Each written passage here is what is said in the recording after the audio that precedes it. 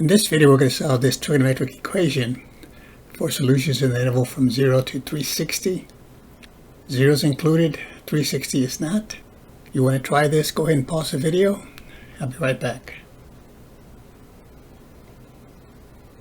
So this equation is in quadratic form with respect to the cosine function. Notice this is kind of like if you had an x squared here, minus 27x plus 5 equal to 0. You could solve this equation by factoring. If it doesn't factor, use the quadratic formula or the method of completing the square. So let's go ahead and factor this. You could use a substitution, replace the x squared, or the cosine rather, by some other variable y. Don't need to do that, we can just do it this way. So this is going to be 5 cosine x. Factors of 10 are 5 and 2. This will be 2 cosine x. And because the sign of the third term here, the 5, is positive, both sides will be whatever the middle term is, which is a minus. So this will be a minus here. This will be a minus here. The only factors of 5 we can use are 1 and 5. So let's see, we'll get 5 here and a 1 here.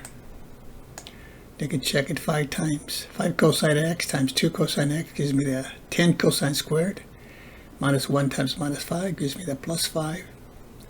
And here I get a minus 2 cosine of x, and a minus 25 gives you the minus 27.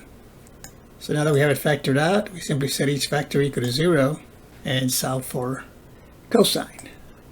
5 cosine of x minus 1 equals to 0. So we have the product of two factors equals 0.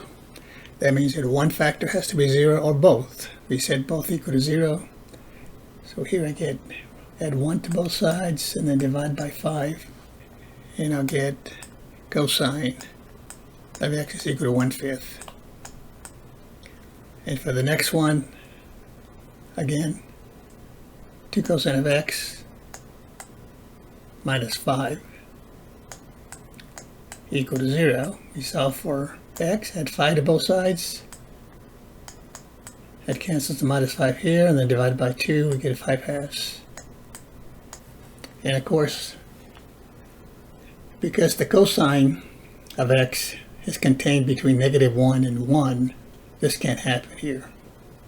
Cosine of x cannot equal to a number larger than 1 or less than -1. So this equation will have no solution.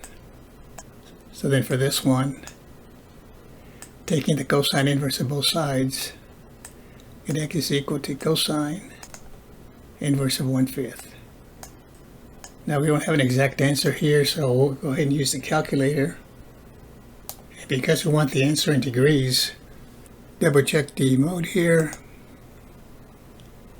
So this one's in radians, so let's set it to degrees.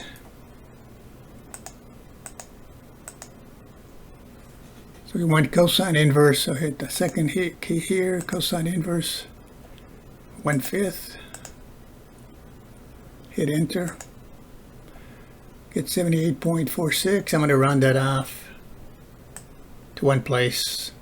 So I'll say 78.5 degrees. Again, we're looking for solutions between 0 and 360. So this is an acute angle. I can use that as my reference angle. So I'm looking for an angle that will give me a positive value. In this case, a 1/5. One solution will give me an answer 1/5. So in the first quadrant, keep in mind that the cosine function is defined by the x value of any point on its terminal side divided by the r. That's the distance to that particular point. So where is the cosine positive? Over here, the sign is, the point would be -1 or negative and positive. Over here, the x is negative. Over here in quadrant 4, the x is positive. It's positive and negative. So again, it's the x over the positive r, so I want this angle right here. My reference angle here would be 78.5. So to get that main angle here, 360 minus 78.5 would give me the other solution in the interval from 0 to 360. So this would be 281.5 as degrees. And those are the two solutions in the interval from 0 to 360. Now keep in mind that if you're working a problem and it wants the answer in radians, well, you can work it this way and then multiply by pi over 180. Multiply each solution by pi over 180. Notice the degrees will cancel. And then you get pi over 180 times 78.5. It'll give you a decimal. The unit would be radians. Thanks for watching. We'll see you next time.